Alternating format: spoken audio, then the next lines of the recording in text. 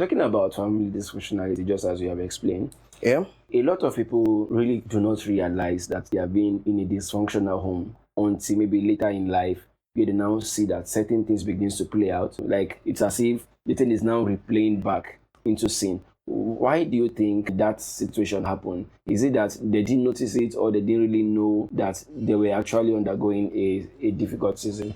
How I would put this is, most times we grew up with the ideology or the mindset that we saw around us.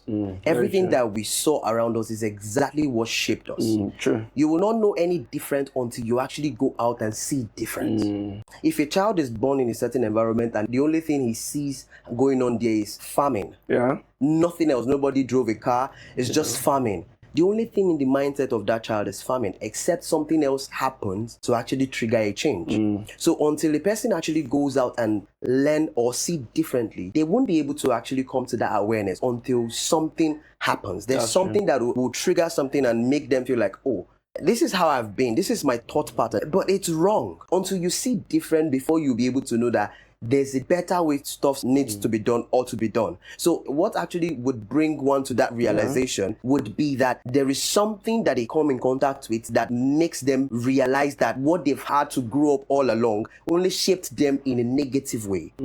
I'll give you a practical example. If you have a child that grow up in a Muslim home, speaking about religion now, they train the child from birth and it grows up. Typically, it's only ideal for the child to actually grow up and follow the ways of the father and the mother. Very true. Same thing if you have a child that grows in a Christian home.